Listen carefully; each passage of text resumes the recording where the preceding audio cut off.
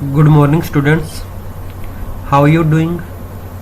Students, today we are going to discuss a next topic, that is how we do a formatting and change the styles of a paragraph. So what is a paragraph? A paragraph in a document can have several sentences, a single sentence, a single word or even no words at all. That means एक paragraph के अंदर several sentences, a single sentence, even की एक single word भी हो सकता है. Okay, and every paragraph in A Libra office writer documents has a paragraph styles. और सभी पैराग्राफ के लिए लिब्रा ऑफिस राइटर में पैराग्राफ स्टाइल्स होते हैं. और इन पैराग्राफ स्टाइल्स को हम पैराग्राफ के कंटेंट्स के अकॉर्डिंग सेट कर सकते हैं. तो चलिए इसे हम प्रैक्टिकल कर कर देखते हैं. तो यहाँ से मैं लिब्रा ऑफिस राइटर डॉक्यूमेंट्स को ओपन कर लेता हूँ और कुछ कंटेंट्स यहाँ पर टाइप कर देता हूँ. सो अभी जो मैंने 3 पैराग्राफ्स को टाइप किया उनका जो स्टाइल है वो है डिफ़ॉल्ट स्टाइल. ओके, तो हमारे पास मल्टीपल पैराग्राफ स्टाइल्स हैं, तो हम इनमें से अपनी नीड के अकॉर्डिंग कुछ भी सिलेक्ट कर सकते हैं. तो चलिए सबसे पहले हम अपने कंटेंट्स को सिलेक्ट कर लेते हैं Ctrl+A शॉर्टकट की का यूज़ करके. सो अगर आपका पैराग्राफ किसी डॉक्यूमेंट्स का बॉडी पार्ट है तो उसके लिए हम जो पैराग्राफ स्टाइल चूज़ करेंगे वो होगा आपका टेक्स्ट बॉडी स्टाइल. सो जैसे ही मैंने टेक्स्ट बॉडी स्टाइल को सिलेक्ट किया मेरे पैराग्राफ का इंटरफेस टोटली चेंज हो गया. सो चलिए हम कुछ और पैराग्राफ स्टाइल्स इस कंटेंट्स के ऊपर अप्लाई करते हैं.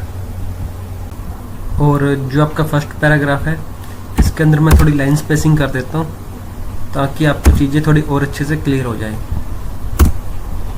और लाइन स्पेसिंग सेट करने के बाद इस कंटेंट्स के ऊपर मैं पैराग्राफ स्टाइल्स को अप्लाई करता हूँ.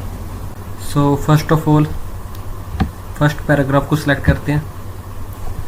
इस पैराग्राफ के ऊपर टाइटल पैराग्राफ स्टाइल्स अप्लाई कर देते हैं. Then I select second paragraph and apply the effects subtitle paragraph style. और इसके बाद मैं थर्ड पैराग्राफ को सिलेक्ट करता हूँ. इसके ऊपर मैं heading 1 paragraph style effects apply कर देता हूँ.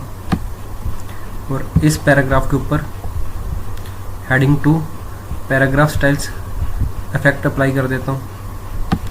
और जो मेरा लास्ट है पैराग्राफ इसके ऊपर मैं heading 3 paragraph styles effect apply कर देता हूँ. सो हेडिंग 1, हेडिंग 2 और हेडिंग 3 इन तीनों पैराग्राफ के ऊपर मैंने अप्लाई कर दिया है. पर आपको तीनों के अंदर कोई मेजर डिफरेंस देखने को नहीं मिल रहा. जो हेडिंग 3 है इसका जो फॉन्ट साइज है वो है 14.1 और जो हेडिंग 2 है इसका फॉन्ट साइज है 16.1 और जो हेडिंग 1 है इसका फॉन्ट साइज 18.2 है. बस इसके फॉन्ट साइज के अंदर ही डिफरेंस है और कोई ज़्यादा डिफरेंस नहीं है. और इनका जो फॉन्ट स्टाइल है वो क्या है, बोल्ड है तीनों पैराग्राफ का. और मैं फिर से लास्ट पैराग्राफ को सिलेक्ट कर लेता हूँ और इस पैराग्राफ के ऊपर हेडिंग पैराग्राफ स्टाइल्स को अप्लाई कर देता हूँ. अब आपको डिफरेंस थोड़ा और अच्छे से क्लियर हो जाएगा क्योंकि ये जो पैराग्राफ है इसका फॉन्ट साइज 16 है और इस पैराग्राफ का फॉन्ट साइज 14 है. और इस पैराग्राफ का जो कंटेंट्स है वो आपका बोल्ड है और इस पैराग्राफ का कंटेंट्स बोल्ड नहीं है. And as it is heading 1, heading 2 and heading 3 इन तीनों की शेप भी क्या है, बोल्ड फॉर्म के अंदर है. और जो आपका हेडिंग है ये क्या बोल्ड लेस फॉर्म के अंदर है. सो आपके पास और भी बहुत सारे स्टाइल्स हैं और इन स्टाइल्स को आप किसी भी कंटेंट्स या पैराग्राफ के ऊपर अप्लाई कर सकते हैं. और अगर आप स्टाइल्स या इफेक्ट्स को रिमूव करना चाहते हैं तो कंटेंट्स को सिलेक्ट करें Ctrl+A शॉर्टकट की का यूज़ करके और यहाँ से क्लियर फॉर्मेटिंग ऑप्शंस पर क्लिक करें. ठीक है, तो जो भी आपने इफेक्ट्स अप्लाई किए थे या स्टाइल्स अप्लाई किए थे वो क्या हो गए, रिमूव हो चुके हैं यहाँ से. तो now we have to move on the next point, that is indenting paragraphs. So the entire paragraph can be indented in one step. Place the text cursor anywhere in the paragraph. Select and click on increase indent tools. Each time when you click on the increase indent tool, the current paragraph's indent will increase. There is also decrease indent tools that remove the indents. तो चलिए इसे हम practically कर कर देखते हैं. तो इसके लिए मैं फिर से लिब्रा ऑफिस को ओपन कर लेता हूँ और इंडेंटिंग पैराग्राफ कंसेप्ट्स को समझने के लिए मैं एक पैराग्राफ को सिलेक्ट कर लेता हूँ और इस पैराग्राफ के अंदर टेक्स्ट कर्सर को मैं कहीं भी प्लेस कर देता हूँ। और इसके बाद आपको इंक्रीज इंडेंट आइकन पर क्लिक करना होगा। सो जैसे जैसे आप इंक्रीज इंडेंट आइकन पर क्लिक करते जाएंगे तो जो आपका पैराग्राफ है वो राइट साइड मूव होता चला जाएगा। इस आइकन के ऊपर आपको एक स्मॉल एरो भी शो हो रहा होगा जो किसको रिप्रेजेंट कर रहा है, आपके पैराग्राफ की डायरेक्शंस को रिप्रेजेंट कर रहा है। तो चलिए इस आइकन पर मैं क्लिक करता हूँ और रिजल्ट को चेक करता हूँ। सो जैसे जैसे इस आइकन पर मैं क्लिक करता गया जो मेरा पैराग्राफ था वो राइट साइड मूव होता जा रहा है। और अगर आपको अपने पैराग्राफ को वापस एक्चुअल पोजीशन पर या लेफ्ट साइड मूव करवाना है तो मैं डिक्रीज इंडेंट आइकन पर क्लिक करूँगा। सो जैसे जैसे मैं डिक्रीज इंडेंट आइकन पर क्लिक कर रहा हूँ मेरा जो पैराग्राफ है वो वापस एक्चुअल पोजीशन पर आ रहा है। तो इस आइकन के ऊपर जो एक स्मॉल एरो है उसकी डायरेक्शन लेफ्ट साइड है। So in that way you can increase और decrease the indenting of a paragraphs. अब जो आपका नेक्स्ट पॉइंट है उसे हम देख लेते हैं, that is aligning the paragraphs. इसका मतलब क्या हुआ, हम अपने पैराग्राफ्स को 4 वे में अलाइनमेंट कर सकते हैं। फर्स्ट आपका left, second right, third centre और लास्ट जस्टिफाई। तो चलिए इसे हम प्रैक्टिकल करके देखते हैं। सबसे पहले आपको जिस पैराग्राफ की अलाइनमेंट सेट करनी है उस पैराग्राफ को सिलेक्ट कर लें। सिलेक्ट करने के बाद आप अपनी नीड के अकॉर्डिंग इन 4 ऑप्शंस में से कोई भी एक चूज़ कर सकते हैं। तो अगर मैं अलाइन राइट चूज़ करूँगा तो जो आपका पैराग्राफ का फोकस होगा वो राइट साइड होगा। अगर मैं अलाइन सेंटर चूज़ करता हूँ तो आपके पैराग्राफ का फोकस सेंटर साइड होगा। लेफ्ट या अलाइन जस्टिफाई सेट करता हूँ तो आपके पैराग्राफ का फोकस लेफ्ट साइड होगा। और जब भी हम न्यू डॉक्यूमेंट्स के अंदर कुछ टाइप करते हैं तो हम बाय डिफ़ॉल्ट जो अलाइनमेंट को चूज़ करते हैं वो या तो जस्टिफाई होता है या फिर आपका अलाइनमेंट लेफ्ट होता है। सो चलिए यहाँ से मैं कुछ टाइप करना स्टार्ट करता हूँ। अगर मैंने अलाइनमेंट लेफ्ट चूज़ की हुई है तो जो मैं टाइप करूँगा वो लेफ्ट से राइट साइड होता मूव करेगा। और अगर मैं अलाइनमेंट राइट चूज़ करता हूँ तो जो मेरा टेक्स्ट होगा वो राइट से लेफ्ट मूव होएगा। और आप अपने पैराग्राफ या कंटेंट्स के अलाइनमेंट शॉर्टकट की हेल्प से भी कर सकते हैं। तो उसके लिए आप एक पैराग्राफ को सिलेक्ट कर लें। तो पैराग्राफ को सिलेक्ट करने के बाद अगर आप Ctrl+L प्रेस करते हैं तो आपके पैराग्राफ की अलाइनमेंट लेफ्ट साइड हो जाएगी। और अगर आप Ctrl+R सेट करते हैं तो जो आपके पैराग्राफ की अलाइनमेंट है वो राइट साइड सेट हो जाएगी।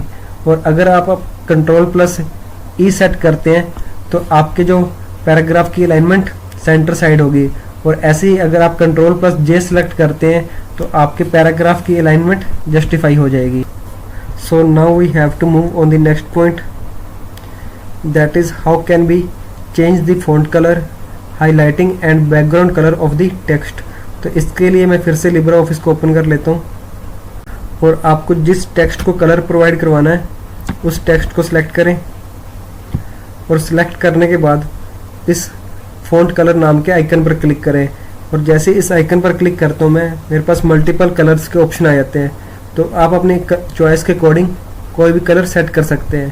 तो जैसे इस आइकन पर मैंने क्लिक किया इस टेक्स्ट का कलर लाइट ग्रीन हो गया। तो इसको मैं फिर से सिलेक्ट कर लेता हूँ, कोई और अच्छा सा कलर प्रोवाइड करवा देता हूँ। ठीक है। और अगर आप किसी टेक्स्ट को हाईलाइट्स करना चाहते हैं तो उस पर्टिकुलर टेक्स्ट को सिलेक्ट करें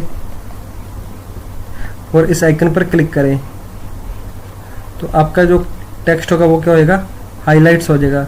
ऐसे भी आप कोई भी टेक्स्ट को हाईलाइट्स कर सकते हैं हाईलाइट्स कलर ऑप्शंस पर क्लिक करके। तो ऐसे आपका जो टेक्स्ट होगा वो हाईलाइट्स हो जाएगा।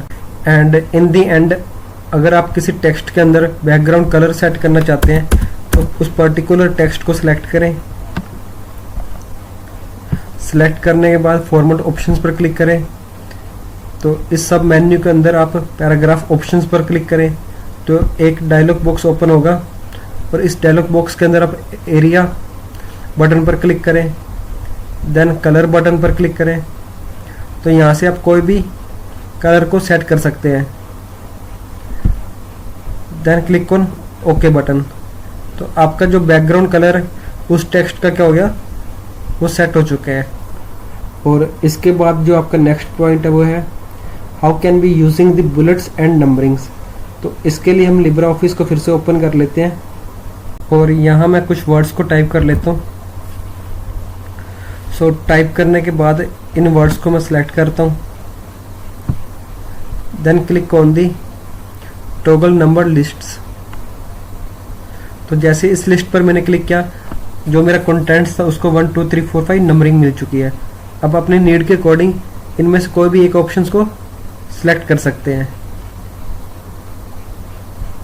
तो जो जैसे जैसे मैं सिलेक्ट कर रहा हूँ वैसे वैसे इफेक्ट्स मेरे कंटेंट्स के ऊपर शो कर रहा है। तो ये मेरे नंबरिंग से रिलेटेड है। अगर आप बुलेट अप्लाई करना चाहते हैं तो इस तरीके से आप बुलेट्स वगैरह भी आप अपने कंटेंट्स के ऊपर अप्लाई कर सकते हैं।